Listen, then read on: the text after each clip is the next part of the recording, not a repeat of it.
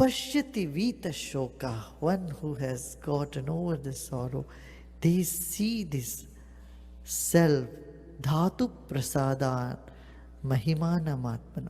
Here dhatu has so many meanings. On a material sense, we have 7 dhatus. That's 7 fluids in our body, 7 substances. Do you know about this? How many of you know? Raise your hand. How many of you don't know? Raise your hand.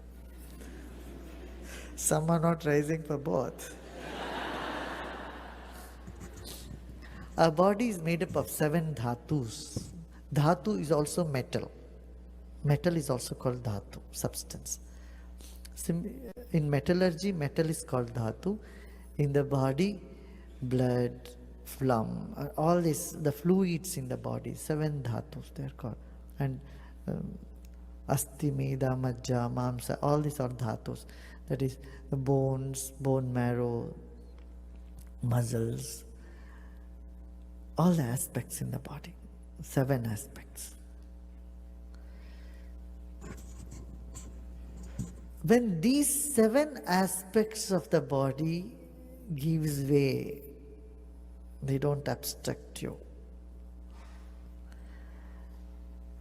This is one. And dhatu also means the divine, the giver, one who has given everything through his grace, through the grace of the divine, or through the compliance of the 7 dhatus in your body. So layer by layer, there could be so many meaning that could come up from this. And when there is balance in your body, then your mind is calm and even and free from sorrow.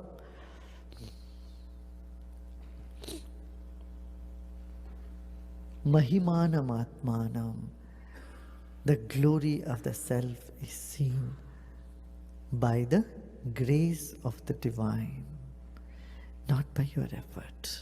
You do all your effort, and then finally the grace. Again, I leave my dharma also at your feet. Mam ekam sharanam vraja. Take refuge in me. That refuge will bring that grace. And dhatu prasada, on a very materialistic viewpoint, when all the doshas are equal in you, if your pitta is high, then you know what happens. And if your vata is high, then you know what happens.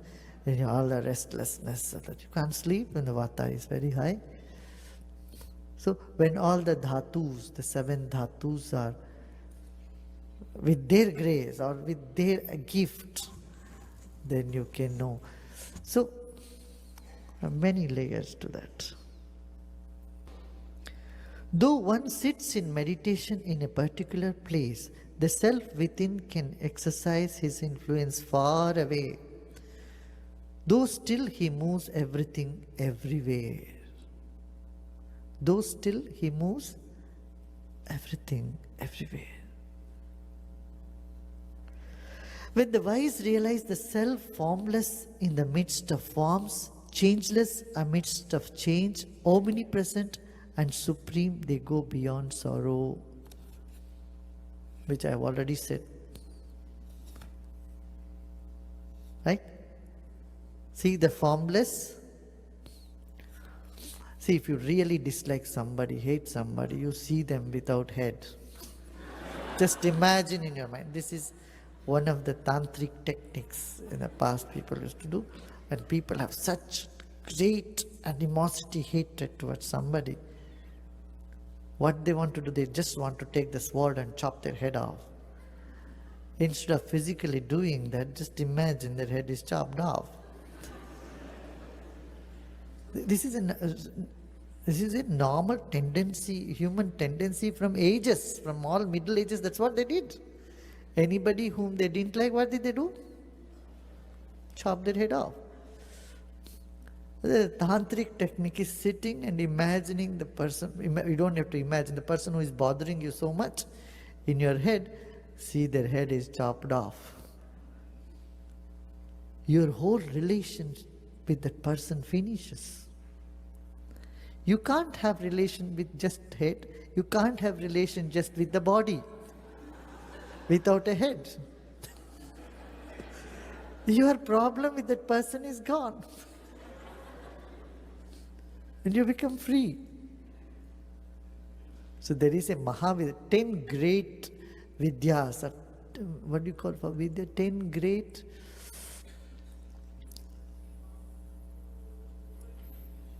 I don't know. 10 great knowledge. 10, no. Huh? Vidya means, 10 great scriptures, line of knowledge are there. It's called Dasha Mahavidya, 10 great knowledge. In that one is called Chinnamasta. Chinnamasta is one of the Mahavidyas, great Vidyas. Vidya means knowledge, the great knowledge. So in the tantric process, the tantra is mainly made for people who are very gross, who cannot get over the worldly things from their head. People who are obsessed with sex. Today, what we hear about tantra means only sex. It's not just only sex.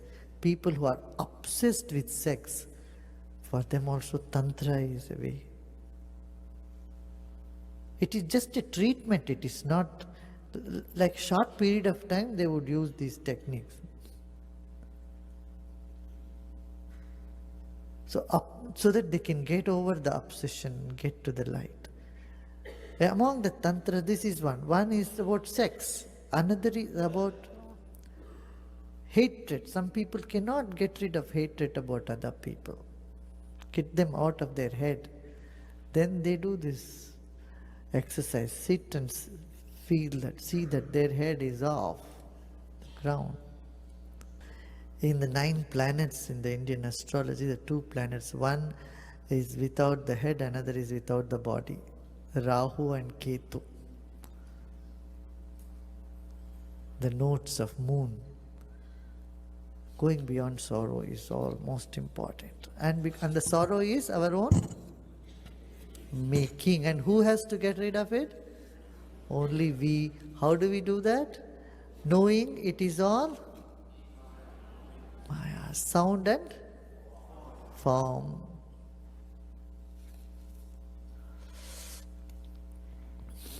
The self cannot be known through study of scriptures, nor through the intellect, nor through hearing learned discourses.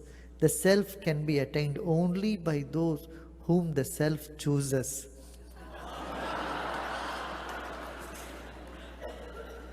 Verily, unto them the self reveals himself.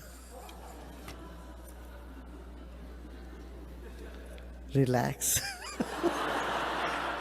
It's all futile exercise, forget about it. This is the last straw of the ego, because the ego wants to have, wants to do something, acquire it, have it, grab it.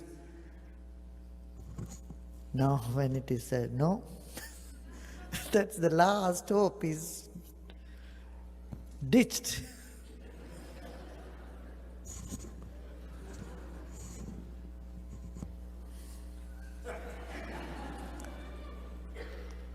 You know, this is so amazingly beautiful. First, you are kindled and you are poked to have interest in it. You would have been immersed in name and form and just carry on the life the way it is and say, oh, these are you should look for something great, some great self-realization. Go for it, go for it, go for it. Then you say, I'm going for it, I'm going for it. You are galloping and running, oh fast, yes, I want to have it, I want to acquire it. And then you said, no, it doesn't exist.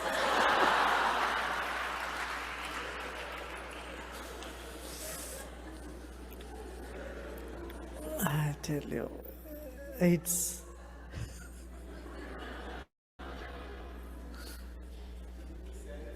Other questions will come back later. This is releasing from the clutch of ego, the doership, of wanting to possess, wanting to have, even that last train of that ego. For that to go, it has to relax. Others say, no, you can't have it.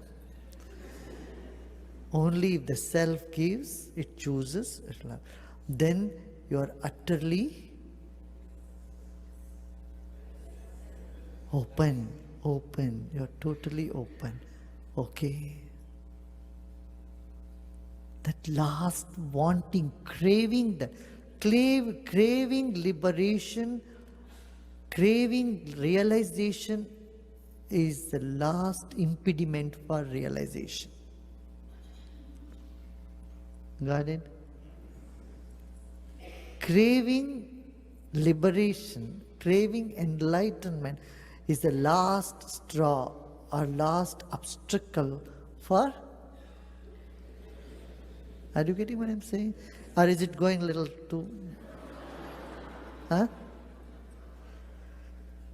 On one hand, till now, you are galloping the horse. At some point, you say, stop.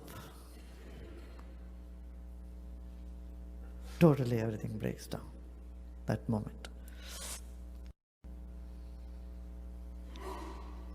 Nayam atma pravachanena labhyo na medhaya na bahuna shrutena. Yamai vesha vrunute tena labhyaha. Tasyesha atma vivrunute tanun swayam. Tanun swam. Tasyesham atma vivrunute tanun swam. Verily unto them does the self reveal himself. The self can be attained only by those whom the self chooses. And verily unto them the self reveals themselves. The self cannot be known by anyone who desists nor from unrighteous ways, controls nor his senses, still not his mind, and practices not meditation. The self cannot be known by anyone who desists not from unrighteous ways, controls not his senses, stills not his mind, and practices not meditation. None else can know the omnipresent self, whose glory sweeps away the rituals of the priest and of the powers of the warrior, and puts death itself into death.